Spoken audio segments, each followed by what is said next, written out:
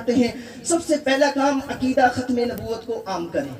اپنے بچوں کو، نسلوں کو، بڑوں کو، جوانوں کو، سب کو بتائیں کہ یہ ہمارے ایمان، یقین، عقیدے، نظریے کا سبق ہے۔ اپنے دل دماغ کی تختی پر نقش کر لو کہ حضور اللہ کے آخری نبی، آخری رسول ہے۔ آپ علیہ السلام کے بعد قیامت آ سکتی ہے، دنیا کائنات کا سارا نظام ترمیم ہو سکتا ہے، آگ پانی دونوں جمع ہو سکتے ہیں، سورج مشرق سے طلوع ہونے کی بجائے مغرب سے طلوع ہو سکتا ہے، مغرب میں غروب ہونے کی بجائے مشرق میں غروب ہو سکتا ہے، زمین اوپر آسمان نیچے آ سکتا ہے، لیکن جناب محمد الرسول اللہ صلی اللہ علیہ وآلہ وسلم کے بعد کسی بھی قسم کا نہ ذلی، نہ بروزی، نہ امتی، نہ غیر تشریعی اور نہ ہی تشریعی کسی بھی قسم کا کوئی اور نیا نبی اس دنیا میں نہیں آ سکتا۔ سب سے پہلا کام۔ دوسرے نمبر پر قادیانی کا سوشل بائیکاٹ۔ ایک مسلمان کے لیے کسی قادیانی مرزائی کے ساتھ ملنا،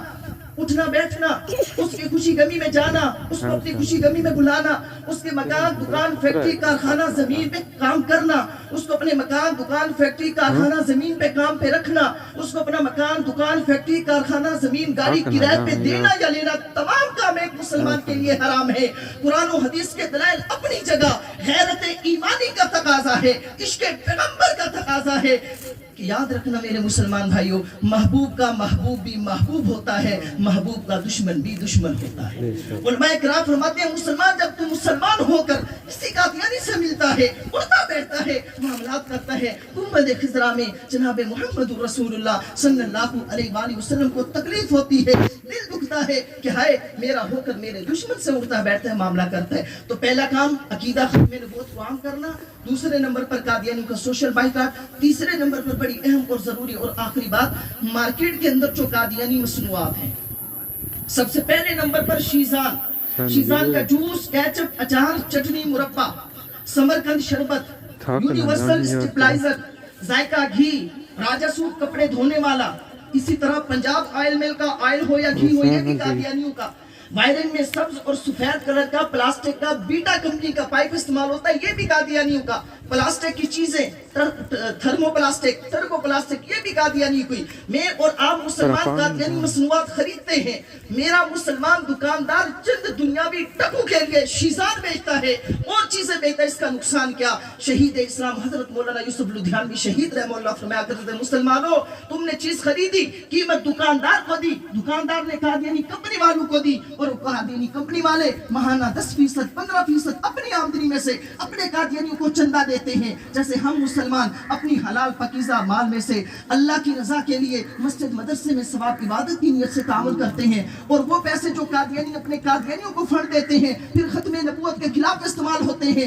لٹریچر تیار کرتے ہیں، تحریف شدہ قرآن مجید تیار کرتے ہیں، مرزواڑے تعمیر کرتے ہیں، اپنے مربیوں کو تنخواہ دیتے ہیں، اس مہنگائی بے روزگاری کے دور میں گاؤں گوٹھوں میں جاتے ہیں، کمزور مالی طور پر مسلمان کو تلاش کرتے ہیں، اس کو پیسے کی لالچ، راشن کی لالچ، مال کی لالچ، روزگار کی لالچ، نوکری کی لالچ، پڑھے لکھے نوجوانوں کو لندن، جرمنی، فرانس، مقصد کیا کہ سب کچھ دے کر مسلمان کو ایمان سے محروم کر دو۔ حضرت درد دل سے فرمایا کرتے تھے مسلمانوں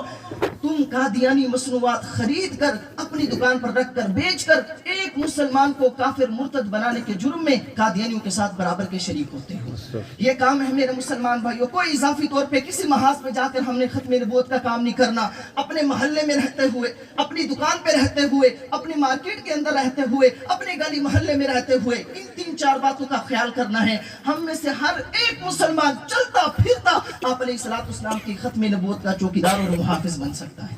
کوشش کریں گے جی۔ آخر میں ایک اعلان جس کے لیے حاضری ہوئی